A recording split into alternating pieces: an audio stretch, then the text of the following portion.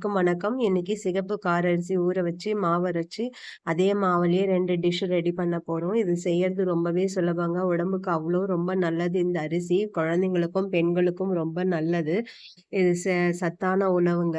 வாங்க இத எப்படி இன்னைக்கு என்ன செய்ய போறோம்னா, கார அரிசிய வச்சு பிடி கொழுக்கட்டையும், புட்டும் நல்ல மணமணக்கிற புட்டும் தான் ரெடி பண்ண போறோம். வாங்க எப்படி செய்யறதுன்னு பார்க்கலாம். இது செய்யறதுக்கு நான் 1/2 கிலோ அளவுக்கு சிகப்பு கார அரிசி எடுத்திருக்கேன்.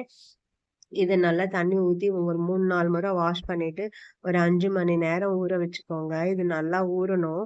இது கொஞ்சம் ஊறுறதுக்கு டைம் எடுத்துக்கும். நார்மல் பச்சரிசி மாரிலாம் உடனே ஊறிடாது. அதனால ஒரு 5 மணி நேரம் கட்டாயம் ஊற வைக்கணும். இது நல்லா ஊறிடுச்சு. இப்ப இத நல்லா வாஷ் பண்ணிட்டு த தண்ணி வடிச்சுட்டு, இப்போ ஒரு துணியில பரப்பி ஃபேன் காத்து கீழயே காய வச்சுக்கலாம். வெயில்ல காய வைக்கணும்னு அவசியம் கிடையாது. ஃபேன் காத்து கீழயே துணிய பரப்பி அதுல காய வச்சா போதும். இப்ப பாருங்க காய வச்சாச்சு. இது இந்த அளவுக்கு நல்லா காஞ்சிருக்கு. கையில ஈரம் ஒட்டல. இப்ப இது கரெக்ட்டான பக்குவம். இத மிஷின்ல குடுத்து அரைச்சு எடுத்துட்டு வந்துட்டேன் நானு. எ 1/2 கிலோ தான் மிக்ஸிலயே கூட அரைச்சுக்கலாம். இருந்தாலும் சரி நான் மிஷின்ல அரைச்சுட்டு வந்துட்டேன். இப்ப அரைச்சுட்டு வந்த மாவை இட்லி பாத்திரத்துல வச்சு ஆவி கட்டி வேக வச்சிடலாம். இது ஒரு 1/4 ஹவர் வேகுங்க. நல்லா வேகட்டும். பாருங்க இப்ப நல்லா வெந்து வந்திருக்கு. இது வெந்து வந்திருக்கான்னு தெரிஞ்சுக்கிறதுக்கு ஒரு கத்தி வச்சு குத்தி பார்த்தோம்னா, அதுல ஒட்டாம வரணும். இப்ப முதல்ல புடி கொழுக்கட்டை எப்படி ரெடி பண்றதுன்னு பார்த்துப்போம். இப்ப வேக வச்சு ஆற வச்ச மாவுல இருந்து 1 கப் அளவுக்கு நான் மாவு எடுத்திருக்கேன். அதுக்கு தேவையான அளவு கொஞ்சம் உப்பு சேர்த்து கலந்துக்கோங்க. 1 கப்பு மாவுக்கு நான் 3/4 கப்புல கொஞ்சம் கம்மியா நானு வெல்லம் சேர்த்திருக்கேன். இது கூடவே ஒரு 1/2 கப்பு போல தண்ணி சேர்த்துக்கோங்க. தண்ணி சேர்த்துட்டு அது நல்லா கரைச்சு எடுத்துக்கோங்க. நமக்கு கரைஞ்சு வந்தா போதும். இது கரையிற ஸ்டேஜ்ல ஒரு வாசனைக்கு 1/2 டீஸ்பூன் ஏலக்காய் சேர்த்து நல்லா கொதிக்க விடுங்க. நல்லா கொதிச்சிருக்கு. இந்த டைம்ல மாவோட இத கொஞ்சம் கொஞ்சமா சேர்த்துக்கோங்க. மொத்தமா சேர்த்துற வேண்டாம். வடிகட்டி சேர்த்துக்கோங்க. சேர்த்துட்டு ஒரு கரண்டி வச்சு கொஞ்சமா மெதுவா கொஞ்சம் கலரி குடுங்க. தண்ணி மொத்தமா சேர்த்துறாதீங்க. தண்ணி திடீர்னு மாவோட இதுக்கேத்த மாதிரி கம்மியா கூட ஆகலாம். திடீர்னு கூடலாம். இந்த அளவுக்கு கலந்து விட்டுட்டு, அது சூடு ஆறட்டும். அத ஒரு மூடி போட்டு மூடி வச்சுருங்க. ஒரு 5 நிமிஷம் கழிச்சு பார்ப்போம். இப்ப 5 நிமிஷம் ஆகிருச்சு. இப்ப இது கூடவே திருவிய தேங்காய் 1/4 கப்பும், பொடியா அரிஞ்ச தேங்காய் 1/4 கப்பு, 1 ஸ்பூன் நெய் சேர்த்துக்கோங்க. சேர்த்து நல்லா பெசஞ்சுக்கோங்க. நம்ம நெய் சேர்க்கறதுனால இது 10 மணி நேரம் ஆனாலும் சாஃப்ட்டாவே தாங்க இருக்கும். ஒரு வாயில வச்சோனே கரையிற அளவுக்கு அவ்ளோ சாஃப்ட்டா இருக்கும். இதே மாதிரி ஒரு சின்ன உருண்டை எடுத்து கொழுக்கட்டை பிடிச்சுக்கோங்க. மீதி மாவுலயும் பிடிச்சு எடுத்துட்டு வந்துடுறேன். இப்போ ஒரு இட்லி பாத்திரத்துல துணிய வச்சு அவிச்சு எடுத்துக்கலாம். இது ஆல்ரெடி நம்ம வேக வச்சு எடுத்த மாவு தான். 8 நிமிஷம் வெந்தாலே போதும். இது வெந்துரும். பாருங்க இப்ப 8 நிமிஷம் ஆகியிருக்கு. நல்லா வெந்து வந்திருக்கு பாருங்க. இப்ப நம்ம கையில லேசா கிள்ளி பார்த்தோம்னா, அது கையில ஒட்டக்கூடாது. அந்த அளவுக்கு இருக்கணும். சூப்பரா வெந்து வந்துருச்சு. நல்லா சாஃப்ட்டா இருக்கு. இது செய்யறது ரொம்ப சுலபம். உடம்புக்கு ரொம்ப நல்லது. கட்டாயம் செஞ்சு பாருங்க. ரொம்ப சாஃப்ட்டான கொழுக்கட்டை எப்படி ரெடி ஆயிடுச்சு பாருங்க. அவ்வளோதாங்க.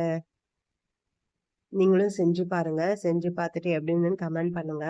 இப்ப அடுத்ததா நம்ம எப்படி புட்டு செய்யறதுன்னு ரெடி பண்ணிடலாம். வாங்க அதுக்கு ஒரு பவுல்ல 1 கப் அளவுக்கு மாவு எடுத்துக்கோங்க. தேவையான அளவு உப்பு சேர்த்து கலந்து குடுத்துக்கோங்க.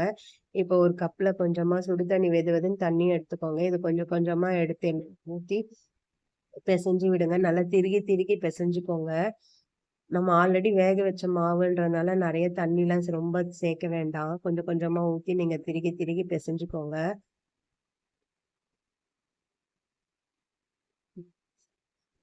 தண்ணி கொஞ்சமா இருந்தாலும் மாவு மாவா இருக்கும். அது வேகாது. இந்த அளவுக்கு நல்லா இருக்கணும். இப்ப இட்லி பாத்திரத்துல துணிய போட்டுக்கோங்க.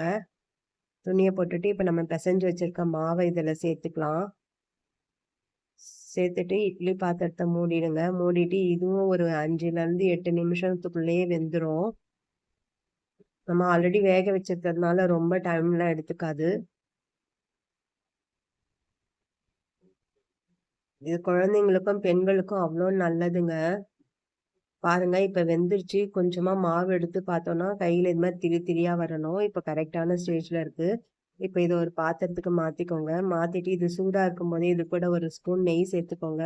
வாசனைக்கு 1/4 டீஸ்பூன் ஏலக்காய் பொடி சேர்த்துக்கோங்க. துருவிய தேங்காய் கொஞ்சம் சேர்த்துக்கோங்க. தேங்காய் உங்க விருப்பம் தான். எவ்வளோ வேணுமோ அவ்வளோ சேர்த்துக்கோங்க. இது சேர்த்துட்டு நெய் உருகுற அளவுக்கு லேசா ஒரு முறை கொஞ்சம் கலரி குடுத்துக்கோங்க. கலரி குடுத்துட்டு இது கூடவே ஒரு 1/4 கப் அளவுக்கு நாட்டு சர்க்கரை சேர்த்துக்கோங்க. நான் நாட்டு சர்க்கரை சேர்த்துருக்கேன். உங்களுக்கு வேணும்னா வெள்ளை சர்க்கரை கூட நீங்க சேர்த்துக்கலாம். எனக்கு நாட்டு சர்க்கரை பிடிக்கும்ன்றனால நான் நாட்டு சர்க்கரை சேர்த்துருக்கேன். சேர்த்து நல்லா கலந்து குடுத்துருங்க. அவ்வளோதாங்க. சிகப்பரிசி புட்டு ரெடி ஆயிருச்சு. இது ரொம்ப உடம்புக்கு நல்லது. கட்டாயம் செஞ்சு பாருங்க. அவ்ளோ மெது மெதுன்னு இருக்குங்க. ரொம்ப சாஃப்ட்டான ஒரு புட்டு இது. செஞ்சு பாருங்க. நீங்களும் செஞ்சு பார்த்துட்டு எப்படி இருந்ததுன்னு கமெண்ட் பண்ணுங்க. வீடியோ பிடிச்சிருந்தா லைக் பண்ணுங்க, ஷேர் பண்ணுங்க. இன்னும் நீங்க cook with Sujini channel subscribe பண்ணலன்னா சப்ஸ்கிரைப் பண்ணிக்கோங்க. அனைவருக்கும் விநாயகர் சதுர்த்தி நல்வாழ்த்துக்கள். நன்றி.